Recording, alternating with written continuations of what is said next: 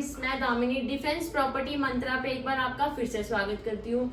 हमारे काफी व्यूअर्स के कमेंट और कॉल्स के जरिए इंक्वायरी रहती थी कि हमें प्रॉपर्टी खरीदने से पहले किन किन बातों का ध्यान रखना चाहिए। तो हम अपने property expert mister Rakesh Sharma से जानकारी लेंगे कि हमें प्रॉपर्टी खरीदते समय और बेचते समय किन बातों का ध्यान रखना चाहिए।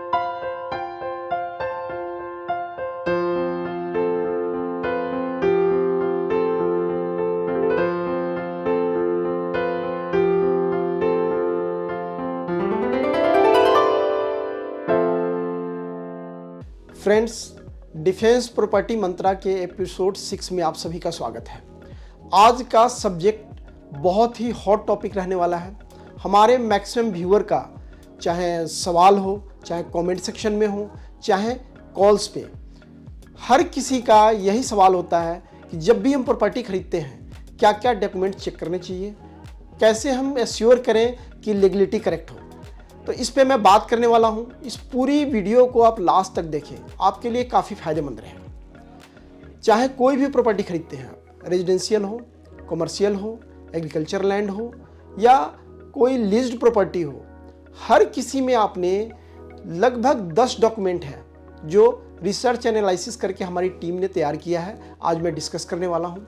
तो सबसे पहला पॉइंट है कि जब भी कोई प्रॉपर्टी खरीदें तो आप उसका सेल डीड जरूर चेक करें। 95% केसेस में सेल डीड ही होता है, कुछ केसेस में गिफ्ट डीड भी होता है, कन्वेंस डीड भी होता है। सेकेंड नंबर पे हमारा आता है चेन ऑफ डॉक्यूमेंट। अब मैं आपको सरल शब्दों में समझाता हूँ कि किसी डेवलपर ने एक प्लॉट या फ्लैट किसी को बेचा, उसने आगे सेकेंड पार्टी को बेचा, उसने आगे थर्ड पार्टी को बेच दिया, या इसी तरह किसी ने इंडिविजुअल हाउस पे अपना ज़मीन पे घर बनाया, उसने आगे बेच दिया, साल 2 साल बाद उसने थर्ड पार्टी को बेच दिया।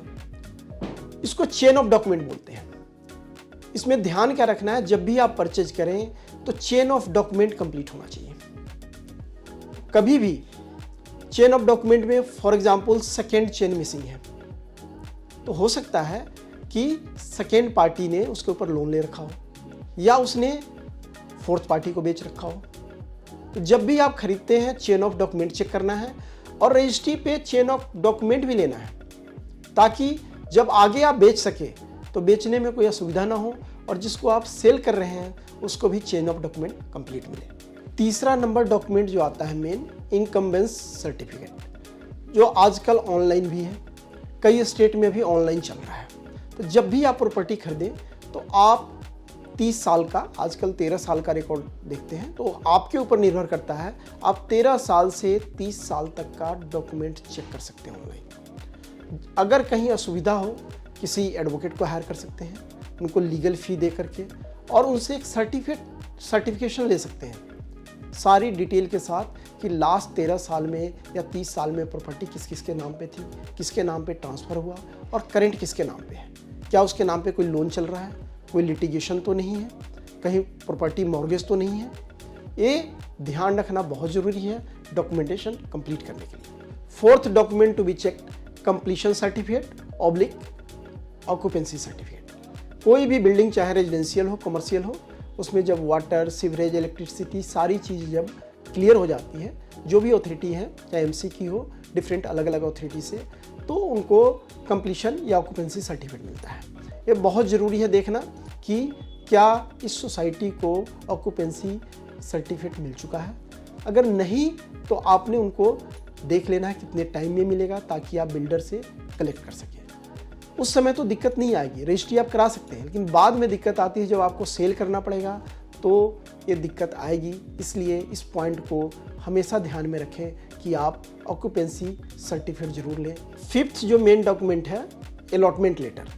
जब भी कोई प्रॉपर्टी परचेज करते हैं तो अलॉटमेंट लेटर बिल्डर आपको देता है, या आपसे पहले किसी ने परचेज किया हुआ है तो उसको अलॉटमेंट लेटर मिला हुआ है। ये चेन ऑफ डॉक्यूमेंट में आता है, जो पहले मैं बता चुका हूँ। और जब भी हम रजिस्ट्री कराते हैं, पोजीशन लेते हैं, तो पोजीशन लेटर मिलता है। तो हमारे पास चाहे फ्रेश हम परचेज कर रहे हैं, अलॉटमेंट लेटर और पोजीशन लेटर दोनों होना चाहिए, ताकि जब हम उसको सेल करें तो हम चेन ऑफ डॉक्यूमेंट को कंप्लीट करके बायर को हैंड ओवर कर सकें। जो हमारा छठा पॉइंट है, बहुत मोस्ट इंपॉर्टेंट है, मॉर्गेज डॉक्यूमेंट। ये स्पेशली उस केस में होगा जब आप रीसेल प्रॉपर्टी कर रहे हैं, थर्ड पार्टी से परचेज कर रहे हैं, तो इसमें आपको देखना जरूरी है कि बैंक से लोन कब लिया गया था, कितना अमाउंट लोन का एक्चुअल था, कितना बैलेंस है। बैलेंस आउटस्टैंडिंग आपको बैंक स्टेटमेंट से पता चलेगा। List of document bank provide कर देता है, वो बायर की जिम्मेदारी है कि आपको प्रोवाइड करे कि कौन कौन सा बैंक के पास मॉर्गेज डॉक्यूमेंट है। इसके बाद जो आउटस्टैंडिंग लोन है क्या वो सेलर पे कर सकता है। इन सब चीज़ों को देखने के बाद ही आप प्रॉपर्टी को फाइनलाइज करें। सेवेंथ मोस्ट इंपॉर्टेंट डॉक्यूमेंट जो चेक करना है, प्रॉपर्टी टैक्स रिसिप्ट। आप जिससे प्रॉपर्टी परचेज कर रहे हैं क्या वह रेगुलरली प्रॉपर्टी टैक्स जमा कर रहा है। कई केस में ऐसा भी आता है कि 5-5 साल 10-10 साल से प्रॉपर्टी टैक्स नहीं जमा किया, बाद में पता चलता है कि इसमें लिटिगेशन आ रही है, प्रॉब्लम आ रही है, आप ब्याज के साथ पैसे भर रहे हैं। तो आपने जब भी कोई प्रॉपर्टी परचेज करें, रीसेल में करें, तो उसमें ज़रूर देखें कि प्रॉपर्टी टैक्स अपडेट है कि नहीं पेड, क्या प्रॉपर्टी टैक्स में वही नाम वही एड्रेस आ रहा है जो एक्चुअल ओरिजिनल ओनर का नाम है। अगर उसमें कोई डिफरेंस है तो उसको पहले रेक्टिफाई करें, तब उसको आगे आप डॉक्यूमेंटेशन की तरफ बढ़ें। Eighth point to be monitored, utility bills. जिस प्रॉपर्टी को आप ले रहे हैं, चाहे कमर्शियल है, रेजिडेंशियल है, क्या उसका electricity bill, gas bill, water bill क्या सेम ओनर के नाम पे आ रहा है, क्या उसमें एड्रेस करेक्ट है। सारी इन्फॉर्मेशन को ज़रूर चेक करें, क्योंकि ये वैलिड डॉक्यूमेंट है जो प्रॉपर्टी फाइनलाइज करने से पहले, जब हम उसका एग्रीमेंट बनाने से पहले इसको क्लियर कर लें, ताकि जब हम सेल डीड एग्जीक्यूट कराएं तो लास्ट मोमेंट में हैसल फ्री हमारा सारा काम हो। नाइन्थ जो पॉइंट है हमारा, वो कार पार्किंग। जब हम फ्लैट, कमर्शियल, विला कुछ लेते हैं तो आज के समय में अलॉटमेंट कार पार्किंग मिलती है बिल्डर से। तो जब आप ले रहे हैं तो ज़रूर चेक करें कि फ्रेश में है तो दिक्कत नहीं है। जब भी आप रीसेल में परचेज करते हैं तो क्या ओनर के पास एक्चुअल कार का अलॉटमेंट है। दूसरी चीज़ है, अगर अलॉटमेंट है तो उसके पास फिजिकल पोजीशन है, क्योंकि कई बार ऐसा भी देखा गया है कि लोग उसको सेल आउट कर देते हैं अपनी कार पार्किंग को। तो ये रसीद आप उससे ले लें और एक्चुअल पोजीशन भी चेक कर लें, क्या जो सेलर है उसके पास कार पार्किंग की जगह अवेलेबल है। 10th इंपॉर्टेंट पॉइंट है NOC फ्रॉम RWA और बिल्डर। जब भी हम कोई प्रॉपर्टी परचेज करते हैं तो स्पेशली रीसेल के केस में, प्रॉपर्टी अगर कोई सेकंड बायर है उससे हम परचेज कर रहे हैं, तो एक NOC आपको चाहिए आइदर बिल्डर से, अगर बिल्डर उस प्रॉपर्टी को मेंटेन कर रहा है, अदरवाइज अगर रेजिडेंट वेलफेयर एसोसिएशन कर रहा है तो रेजिडेंट वेलफेयर एसोसिएशन से एक सर्टिफिकेट NOC का चाहिए कि जो अभी जो करेंट ऑनर है उसने सारा ड्यू पे कर दिया हुआ है। क्योंकि जब आप सेल डीड एग्जीक्यूट कराने जाएंगे तो NOC की ज़रूरत पड़ेगी, और उस NOC के कंप्लीशन के बाद ही आपकी रजिस्ट्री और सेल डीड एग्जीक्यूट हो पाएगा। फ्रेंड्स, एक 10 मोस्ट इंपॉर्टेंट पॉइंट था कि जो डॉक्यूमेंटेशन हम जब भी प्रॉपर्टी खरीदें तो क्या क्या देखें। मुझे उम्मीद है आप सभी ने इसको नोट भी किया होगा, आप इसको आगे अपने दोस्तों तक, अपने रिश्तेदारों तक जरूर शेयर करेंगे। इसके अलावा, क्योंकि ये रेडी टू मूव प्रॉपर्टी की बात कर रहे हैं, कुछ डॉक्यूमेंटेशन हमने जो ध्यान रखना है कि जो हम प्रोडक्ट ले रहे हैं क्या रेरा अप्रूव्ड है या MC अप्रूव्ड है। रेरा अप्रूव्ड है तो उसके अंदर आपने एक चीज़ का ध्यान हमेशा रखना है कि लेआउट प्लान, क्या जो हम प्रॉपर्टी ले रहे हैं क्या वो लेआउट रेरा अप्रूव्ड के अनुसार मुझे मिल रहा है। लिस्ट ऑफ डॉक्यूमेंट्स की हम बात करेंगे, आप डिमांड कर सकते हैं बिफोर आपका एग्रीमेंट एग्जीक्यूट होने से पहले। इसके अलावा अगर प्लॉट की मैं बात करूं तो प्लॉट में भी लीगलिटी के लिए लगभग इसमें से कुछ पॉइंट्स नहीं आएंगे। हमें देखना पड़ेगा क्या ये ओरिजिनल ओनर के नाम पे रजिस्टर्ड है जिससे हम परचेज कर रहे हैं, अगर नहीं है तो list of document, chain of documents completion होना चाहिए।